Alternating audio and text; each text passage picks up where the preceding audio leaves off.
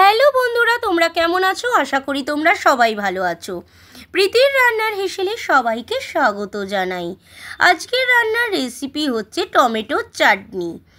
আমরা শেষ পাতে টমেটোর চাটনি না হলে কিন্তু ভালোই লাগে না, যতই আমরা কিছু না কিছু খাই না কেন। ভাতের শেষে কিন্তু আমাদের চাটনিটা দরকারই হয়। চলো চাটনিটা আমি কিভাবে তৈরি করব সেই রেসিপি তোমাদের সাথে আজকে শেয়ার করছি। প্রথমে আমি টমেটো নিয়ে নিয়েছি, তারপর গ্রেট করে রাখা আদা কুচি, তারপর কাজু কিশমিশ আর 150 গ্রাম চিনি নিয়ে নিয়েছি। প্রথমে দিয়ে দিয়েছি কড়াইতে তেল, তেলের পর দিয়ে দিচ্ছি 5 ফোড়ন আর দিয়ে দিচ্ছি একটা গোটা শুকনো লঙ্কা।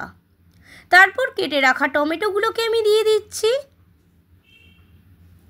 এখানে আমি কিন্তু 500 গ্রাম টমেটো ইউজ করেছি। তারপর পরিমাণ মতো নুন দিয়ে দিচ্ছি। নুন দিয়ে ভালো করে নাড়িয়ে নিচ্ছি।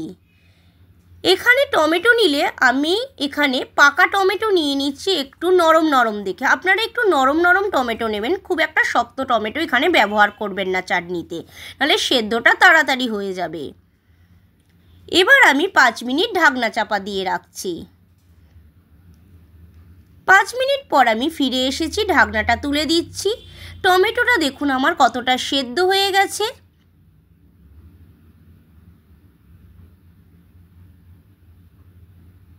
এখনও আমার চ্যানেলটাকে যারা সাবস্ক্রাইব করোনি তারা আমার চ্যানেলটাকে সাবস্ক্রাইব করে দিও। পরিমাণ মতন আমি এবার এখানে হলুদ গুঁড়ো দিচ্ছি আর পরিমাণ মতন এখানে লঙ্কার গুঁড়ো দিচ্ছি। এই লঙ্কার গুঁড়ো আর হলুদ গুঁড়ো দিলে কী হবে, কালারটা ভালো আসবে। তারপরে দিয়ে দিচ্ছি গ্রেট করে রাখা আদা কুচি, তারপর দিয়ে দিচ্ছি কাজু কিশমিশ দিয়ে আমি ভালো করে নাড়িয়ে নিচ্ছি। আমার রান্নার রেসিপিটা যদি তোমাদের সবার ভালো লাগে, লাইক শেয়ার কমেন্ট করতে কিন্তু ভুলো না। যারা আমার চ্যানেলটাকে এখনও সাবস্ক্রাইব করোনি প্লিজ আমার চ্যানেলটাকে সাবস্ক্রাইব করে দিও। দেখো আমার টমেটোটা কিন্তু সেদ্ধ হয়ে গেছে। আমি হাতা দিয়ে টমেটোটাকে আমি এরম করে নিচ্ছি।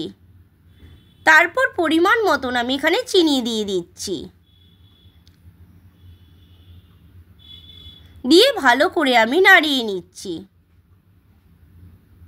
যতক্ষণ না আমার চিনিটা গলবে ততক্ষণই কিন্তু আমি নাড়াতে থাকবো।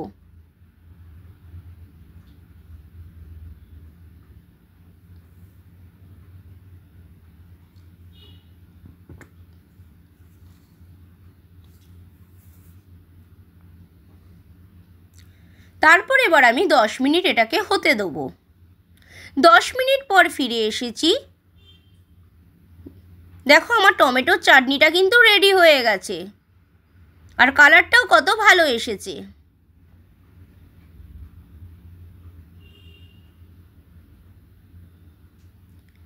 এবার আমি গ্যাসের ওভেনটা অফ করে দিচ্ছি। এরপর আমি ওপর দিয়ে মৌরি গুঁড়ো দিয়ে দিচ্ছি।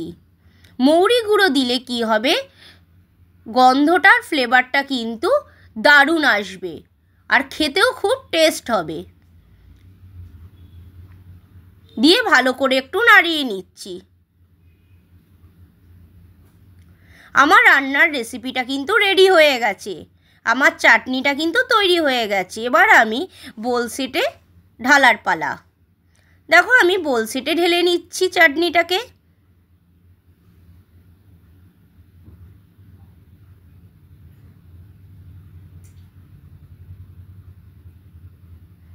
বোল সেটে ঢালা আমার কমপ্লিট হয়ে গেল।